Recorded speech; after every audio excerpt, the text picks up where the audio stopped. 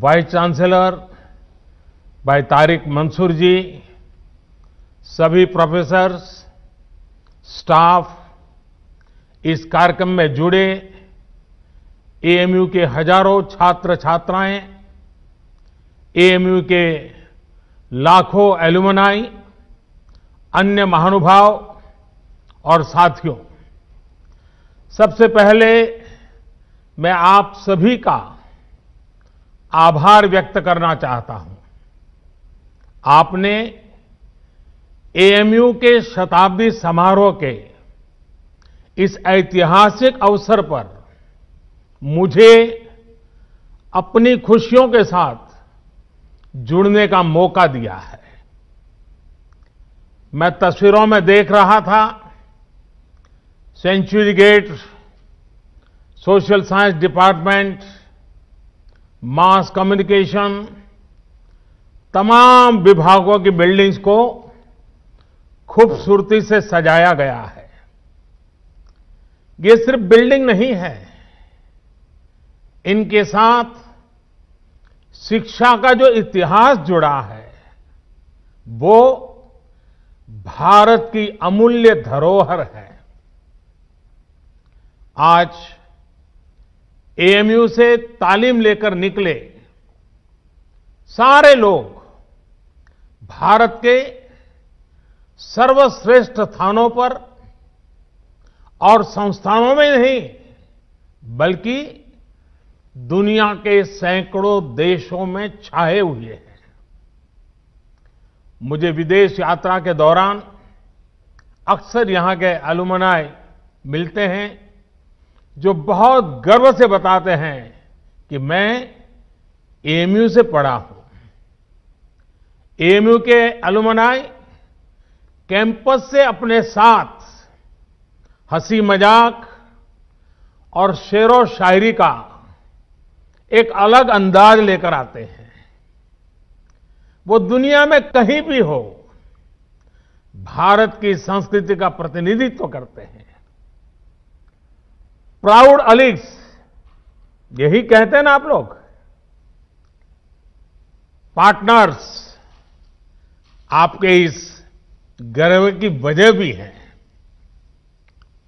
अपने 100 वर्ष के इतिहास में एएमयू ने लाखों जीवन को तराशा है, संवारा है, एक आधुनिक और वैज्ञानिक सोच दी है।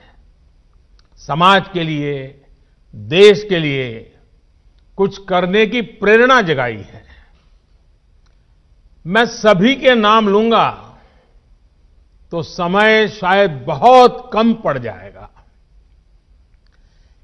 एएमयू की ये पहचान, इस सम्मान का आधार उसके वो मूल्य रहे हैं जिन पर सर सैयद अहमद खान द्वारा इस संस्थान की स्थापना की गई है।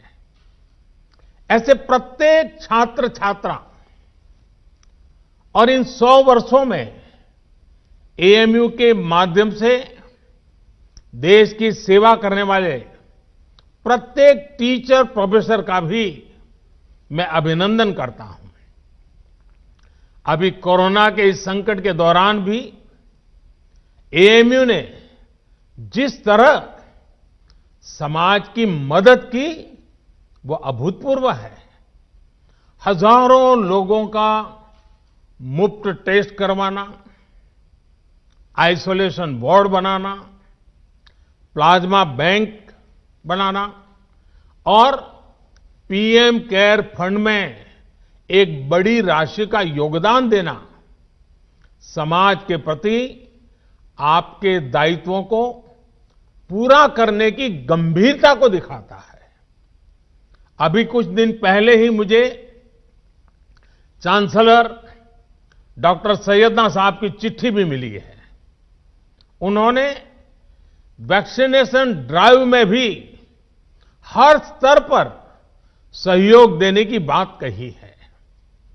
देश को सर्वोपरि रखते हुए ऐसे ही संगठित प्रयासों से आज भारत कोरोना जैसी वैश्विक महामारी का सफलता से मुकाबला कर रहा है। साथियों, मुझे बहुत सारे लोग बोलते हैं कि एएमयू कैंपस अपने आप में एक शहर की तरह है। अनेकों डिपार्टमेंट्स, दर्जनों हॉस्टल्स, हजारों टीचर्स, प्रोफेसर्स, लाखों स्टूडेंट्स के बीच एक मिनी इंडिया भी नजर आता है। एएमयू में भी एक तरफ उर्दू पढ़ाई जाती है तो हिंदी भी, अरबी पढ़ाई जाती है तो यहां संस्कृत की शिक्षा का भी एक सदी पुराना संस्थान है। यहां की लाइब्रेरी में कुरान की मैन्युस्क्रिप्ट है तो गीता रामायण के अनुवाद भी उतने ही सहज कर रखे गए हैं। ये विविधता एएमयू कैसे और एएमयू जैसे प्रतिष्ठित संस्थान की ही सिर्फ नहीं, देश की भी ताकत है। हमें इस शक्ति को न भूलना है, न ही इसे कमजोर पड़ने देना है। एएमयू के कैंपस में एक भारत श्रेष्ठ भारत की भावना दिनों दिन मजबूत होती रहे, हमें मिलकर इसके लिए काम करना है। साथियों, बीते 100 वर्षों में एएमयू ने दुनिया के कई देशों से भारत के संबंधों को सशक्त करने का भी काम किया है। उर्दू, अरबी और फारसी भाषा पर यहां जो रिसर्च होती है, इस्लामिक साहित्य पर जो रिसर्च होती है, वो समूचे इस्लामिक वर्ल्ड के साथ भारत के सांस्कृतिक रिश्तों को नई ऊर्जा देती है। मुझे बताया गया है कि अभी लगभग 1000 विदेशी स्टूडेंट्स हमारे यहां एएमयू में पढ़ाई कर रहे हैं। ऐसे में एएमयू की ये भी जिम्मेदारी है कि हमारे देश में जो अच्छा है, जो बेहतरीन है, जो देश की ताकत है, वो देखकर, वो सीखकर, उसकी यादें लेकर के ये छात्र अपने अपने देशों में जाएं। क्योंकि एएमयू में जो भी बातें वो सुनेंगे, देखेंगे, उसके आधार पर वो राष्ट्र के तौर पर भारत की आइडेंटिटी से जोड़ेंगे। इसलिए आपके संस्थान पर एक तरह से दोहरी जिम्मेदारी है, अपना रिस्पेक्ट बढ़ाने की और अपनी रिस्पॉन्सिबिलिटी बखूबी निभाने की। आपको एक तरफ अपनी यूनिवर्सिटी की सॉफ्ट पावर को और निखारना है और दूसरी तरफ नेशन बिल्डिंग के अपने दायित्व को निरंतर पूरा करना है। मुझे विश्वास है एएमयू से जुड़ा प्रत्येक व्यक्ति, प्रत्येक छात्र छात्रा अपने कर्तव्यों को ध्यान में रखते हुए ही आगे बढ़ेगा। मैं आपको सर सैयद द्वारा कही गई एक बात, उस बात की आज याद दिलाना चाहता हूं। उन्होंने कहा था, अपने देश की चिंता करने वाले का पहला और सबसे बड़ा कर्तव्य है कि वो सभी लोगों के कल्याण के लिए कार्य करे, भले ही लोगों की जाति, मत या मजहब कुछ भी हो। साथियों, अपनी इस बात को विस्तार देते हुए सर सैयद ने एक उदाहरण भी दिया था। उन्होंने कहा था, जिस प्रकार मानव जीवन और उसके अच्छे स्वास्थ्य के लिए शरीर के हर अंग का स्वस्थ रहना जरूरी है, वैसे ही देश की समृद्धि के लिए भी उसका हर स्तर पर विकास होना आवश्यक है। साथियों, आज देश भी उस मार्ग पर बढ़ रहा है जहां प्रत्येक नागरिक को बिना किसी भेदभाव देश में हो रहे विकास का लाभ मिले। देश आज उस मार्ग पर बढ़ रहा है जहां का प्रत्येक नागरिक संविधान से मिले अपने अधिकारों को लेकर निश्चिंत रहे, अपने भविष्य को लेकर के निश्चिंत रहे। देश आज उस मार्ग पर बढ़ रहा है जहां मजहब की वजह से कोई पीछे न छूटे, सभी को आगे बढ़ने के समान अवसर मिले, सभी अपने सपने पूरे करें। सबका साथ, सबका विकास, सबका विश्वास, यह मंत्र इसका मूल आधार है। देश की नीयत और नीतियों में यही संकल्प झलकता है। आज देश गरीबों के लिए जो योजनाएं बना रहा है, जो बिना किसी मत मजहब के भेद के हर वर्ग तक पहुंच रही हैं, बिना किसी भेदभाव 40 करोड़ से ज्यादा गरीबों के बैंक खाते खुले, बिना किसी भेदभाव 2 करोड़ से ज्यादा गरीबों को पक्के घर दिए गए, बिना किसी भेदभाव 8 करोड़ से ज्यादा महिलाओं को गैस कनेक्शन मिला, बिना किसी भेदभाव कोरोना के इस समय में 80 करोड़ देशवासियों को मुफ्त अन्न सुनिश्चित किया गया, बिना किसी भेदभाव आयुष्मान योजना के तहत 50 करोड़ लोगों को 5 लाख रुपए तक का मुफ्त इलाज संभव हुआ। जो देश का है वो हर देशवासी का है और इसका लाभ हर देशवासी को मिलना ही चाहिए। हमारी सरकार इसी भावना के साथ काम कर रही है। साथियों, कुछ दिन पहले मेरी मुलाकात अलीगढ़ मुस्लिम यूनिवर्सिटी के ही एक एल्यूमनाई से हुई थी। वो एक इस्लामिक स्कॉलर भी है। उन्होंने एक बहुत इंटरेस्टिंग बात मुझे बताई जो मैं आपसे भी शेयर करना चाहता हूं। स्वच्छ भारत मिशन के तहत जब देश में 10 करोड़ से ज्यादा शौचालय बने तो इसका लाभ सभी को हुआ। ये शौचालय भी बिना भेदभाव ही बने थे, लेकिन एक उसका एस्पेक्ट ऐसा जिनकी उतनी चर्चा नहीं हुई है और न ही एकेडमिक वर्ल्ड का इस पर उतना ध्यान गया है। मैं चाहता हूं कि अलीगढ़ मुस्लिम यूनिवर्सिटी का भी हर स्टूडेंट इस पर गौर करे। मेरे साथियों, एक समय था जब हमारे देश में मुस्लिम बेटियों का ड्रॉप आउट रेट, शिक्षा में से ड्रॉप आउट रेट 70% से ज्यादा था, 70% से ज्यादा था। मुस्लिम समाज की प्रगति में बेटियों का इस तरह पढ़ाई बीच में छोड़ना हमेशा से बहुत बड़ी बाधा रहा है। लेकिन 70 साल से हमारे यहां स्थिति यही थी कि 70% से ज्यादा मुस्लिम बेटियां अपनी पढ़ाई पूरी नहीं कर पाती थी। इन्हीं स्थितियों में स्वच्छ भारत मिशन शुरू हुआ, गांव-गांव शौचालय बने, सरकार ने स्कूल जाने वाली गर्ल्स स्टूडेंट के लिए मिशन मोड पे अलग शौचालय बनवाए।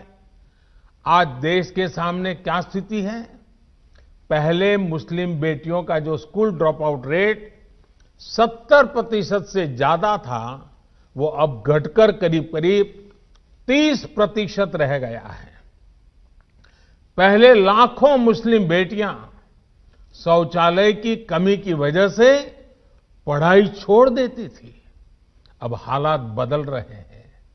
मुस्लिम बेटियों का ड्रॉप रेट कम से कम हो, इसके लिए केंद्र सरकार निरंतर प्रयास कर रही है। आपकी अलीगढ़ मुस्लिम यूनिवर्सिटी में भी स्कूल ड्रॉप आउट छात्र छात्राओं के लिए ब्रिज कोर्स चलाया जा रहा है और अभी मुझे एक और बात बताई गई है जो बहुत अच्छी लगी है। एएमयू में अब फीमेल स्टूडेंट्स की संख्या बढ़कर 35% हो गई है। मैं आप सबको बधाई देना चाहूंगा। मुस्लिम बेटियों की शिक्षा पर, उनके सशक्तिकरण पर सरकार का बहुत ध्यान है। पिछले 6 साल में सरकार द्वारा करीब करीब 1 करोड़ मुस्लिम बेटियों को स्कॉलरशिप दी गई है। साथियों, जेंडर के आधार पर भेदभाव न हो, सबको बराबर अधिकार मिले, देश के विकास का लाभ सबको मिले, ये एएमयू की स्थापना की प्राथमिकताओं में था। आज भी एएमयू के पास ये गौरव है कि इसकी फाउंडर चांसलर की जिम्मेदारी बेगम सुल्तान ने संभाली थी। 100 साल पहले की परिस्थितियों में ये किया जाना कितना बड़ा काम था, इसका अंदाज लगाया जा सकता है। आधुनिक मुस्लिम समाज के निर्माण का जो प्रयास उस समय शुरू हुआ था, 3 तलाक जैसी कुप्रथा का अंत करके देश ने आज उसे आगे बढ़ाया है। साथियों, पहले ये कहा जाता था कि अगर एक महिला शिक्षित होती है तो पूरा परिवार शिक्षित हो जाता है। ये बात सही है, लेकिन परिवार की शिक्षा के आगे भी इसके गहरे मायने हैं। महिलाओं को शिक्षित इसलिए होना है ताकि वो अपने अधिकारों का सही इस्तेमाल कर सके, अपना भविष्य खुद तय कर सके। एजुकेशन अपने साथ लेकर के आती है एम्प्लॉयमेंट और एंटरप्रेन्योरशिप।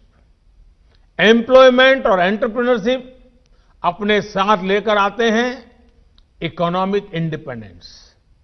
इकोनॉमिक इंडिपेंडेंस में होता है एम्पावरमेंट। एक एम्पावर्ड वुमेन का हर स्तर पर, हर फैसले में उतना ही बराबर का योगदान होता है जितना किसी और का। फिर चाहे बात परिवार को डायरेक्शन देने की हो या फिर देश को डायरेक्शन देने की। आज जब मैं आपसे बात कर रहा हूं तो देश की अन्य शिक्षा संस्थाओं से भी कहूंगा कि ज्यादा से ज्यादा बेटियों को शिक्षा में जोड़े और उन्हें सिर्फ एजुकेशन ही नहीं बल्कि हायर एजुकेशन तक लेकर के जाएं। साथियों, एएमयू ने हायर एजुकेशन में अपने कंटेम्पररी करिकुलम में उससे बहुतों को आकर्षित किया है। आपकी यूनिवर्सिटी में इंटर डिसिप्लिनरी विषय पहले से पढ़ाए जाते हैं। अगर कोई छात्र साइंस में अच्छा है और उसे हिस्ट्री भी अच्छी लगती है तो ऐसी मजबूरी क्यों हो कि वो किसी एक को ही चुन सके। यही भावना नई राष्ट्रीय शिक्षा नीति में है, न्यू एजुकेशन पॉलिसी में है। इसमें 21वीं सदी में भारत के स्टूडेंट्स की जरूरतों, उसके इंटरेस्ट को सबसे ज्यादा ध्यान में रखा गया है। हमारे देश का युवा नेशन फर्स्ट के आह्वान के साथ देश को आगे बढ़ाने के लिए प्रतिबद्ध है। वो नए नए स्टार्टअप्स के जरिए देश की चुनौतियों का समाधान निकाल रहा है। रेशनल थिंकिंग और साइंटिफिक आउटलुक उनकी पहली प्रायोरिटी है। राष्ट्रीय शिक्षा नीति में भारत के युवाओं की इसी एस्पिरेशंस को प्राथमिकता दी गई है। हमारी कोशिश ये भी है कि भारत का एजुकेशन इकोसिस्टम दुनिया के आधुनिक शिक्षा व्यवस्थाओं में से एक बने। नई नेशनल एजुकेशन पॉलिसी में जो मल्टीपल एंट्री है, एग्जिट पॉइंट की व्यवस्था है, उससे स्टूडेंट्स को अपनी शिक्षा के बारे में फैसले लेने में आसानी हो गई। हर एग्जिट ऑप्शन के बाद उन्हें एप्रोप्रिएट सर्टिफिकेट भी दिया जाएगा। ये स्टूडेंट्स को पूरे कोर्स की फीस की चिंता किए बिना अपना फैसला लेने की आजादी होगी। साथियों, सरकार हायर एजुकेशन में नंबर ऑफ एनरोलमेंट्स बढ़ाने और सीटें बढ़ाने के लिए भी लगातार काम कर रही है। वर्ष 2014 में हमारे देश में 16 आईआईटीज थी, 16। आज 23 आईआईटीज हैं, 23। वर्ष 2014 में हमारे देश में 9 ट्रिपल आईटीज थी, 9 ट्रिपल आईटीज थी। आज 25 ट्रिपल आईटीज हैं। वर्ष 2014 में हमारे यहां 13 आईआईएम्स थे, आज 20 आईआईएम्स हैं। मेडिकल एजुकेशन को लेकर भी बहुत काम किया गया है। 6 साल पहले तक देश में सिर्फ 7 एम्स थे, आज देश में 22 एम्स हैं। शिक्षा चाहे ऑनलाइन हो या ऑफलाइन, सभी तक पहुंचे, बराबरी से पहुंचे, सभी का जीवन बदले, हम इसी लक्ष्य के साथ काम कर रहे हैं। साथियों, एएमयू के 100 साल पूरे होने पर मेरी आप सभी युवा पार्टनर्स से कुछ और अपेक्षाएं भी हैं। क्यों न 100 साल के इस मौके पर एएमयू के 100 हॉस्टल्स एक एक्स्ट्रा करिकुलर टास्क करें। ये टास्क देश की आजादी के 75 साल पूरे होने से जुड़े हों।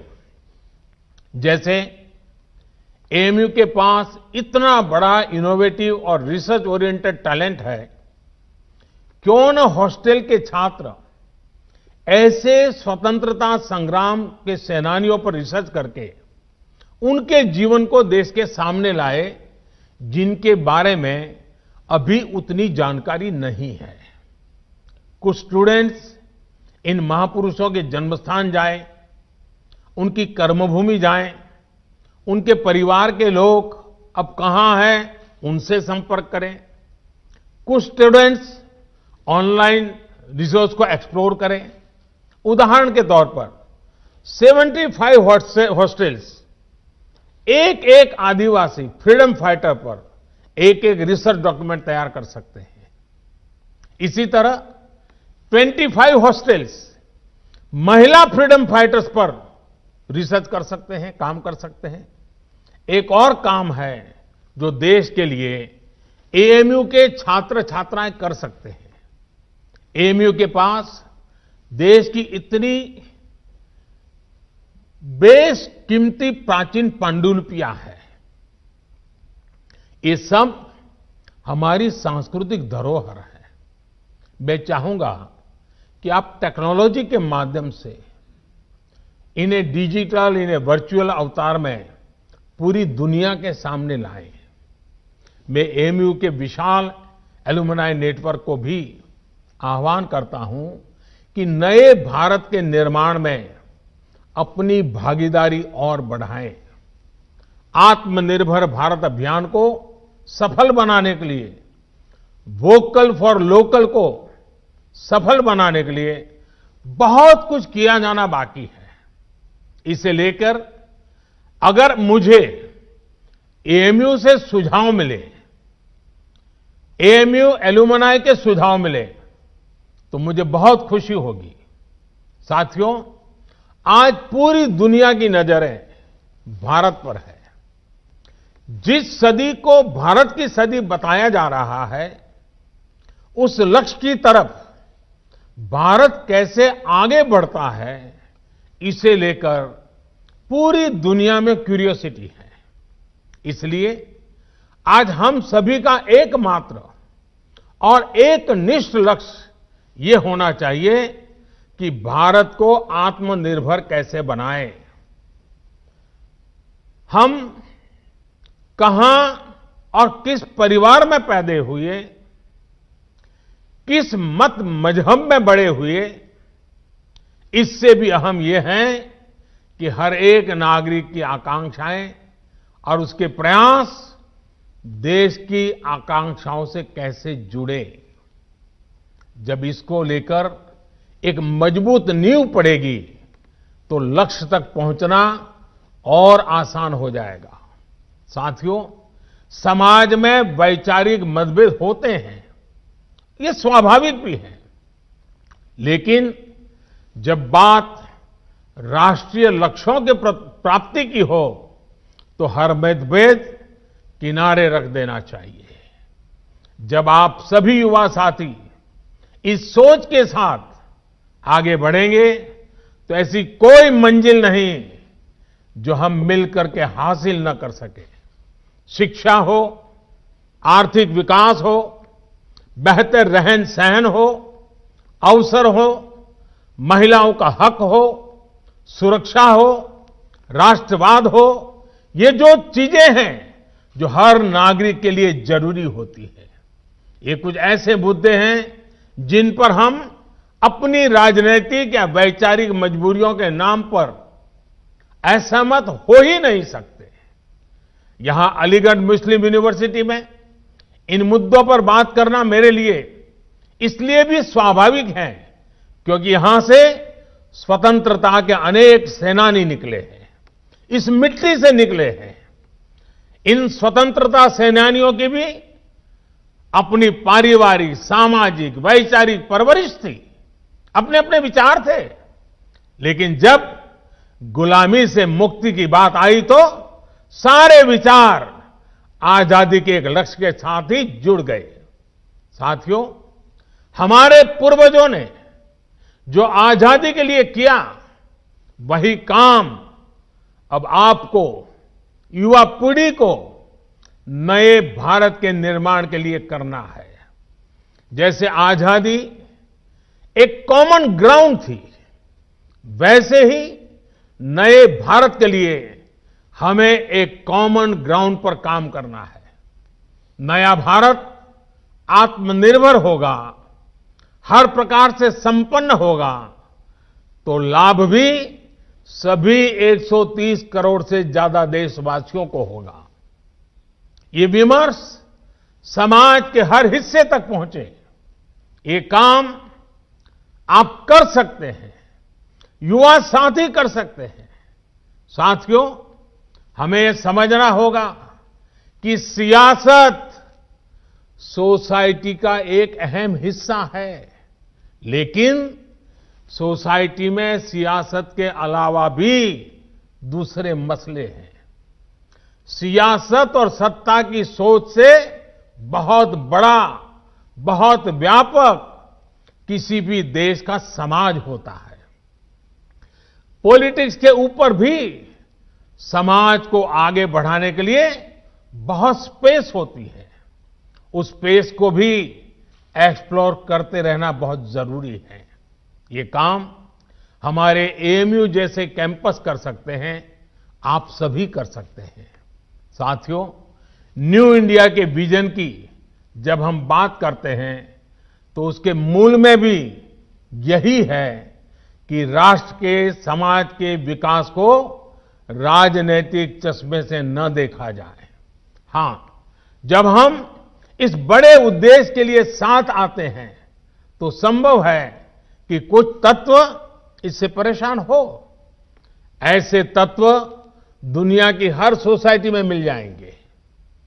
ये कुछ ऐसे लोग होते हैं जिनके अपने स्वार्थ होते हैं, वो अपने स्वार्थ को सिद्ध करने के लिए हर हथकंडा अपनाएंगे, हर प्रकार की नेगेटिविटी फैलाएंगे।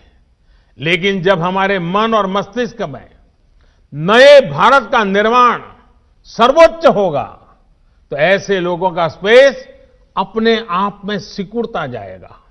साथियों, पॉलिटिक्स इंतजार कर सकती है, सोसाइटी इंतजार कर सकती है, देश का डेवलपमेंट का इंतजार नहीं कर सकता।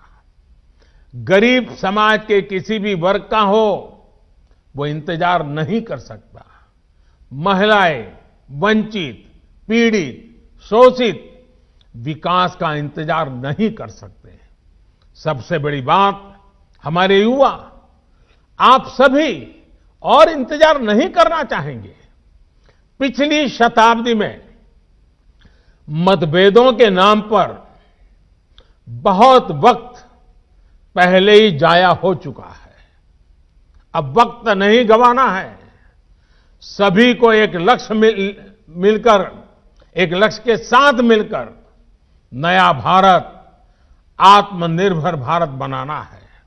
साथियों, 100 साल पहले 1920 में जो युवा थे, उन्हें देश की आजादी के लिए संघर्ष करने का, खुद को समर्पित करने का, बलिदान देने का अवसर मिला था। उस पीढ़ी के तप और त्याग से देश को 1947 में आजादी मिली थी। आपके पास, आज की पीढ़ी के पास आत्मनिर्भर भारत, नए भारत के लक्ष्य को पूरा करने के लिए बहुत कुछ करने का अवसर है। वो समय था 1920 का, ये समय है 2020 का। 1920 के 27 साल के बाद देश आजाद हुआ था। 2020 के 27 साल बाद, जो कि अगले 27 साल 2020 से 2047 आपके जीवन के बहुत महत्वपूर्ण साल है। वर्ष 2047 में जब भारत अपनी आजादी के 100 वर्ष पूरा करेगा, आप उस ऐतिहासिक समय के भी साक्षी बनेंगे।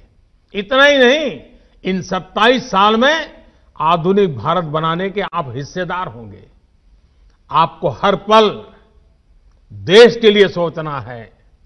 अपने हर फैसले में देश हित सोचना है।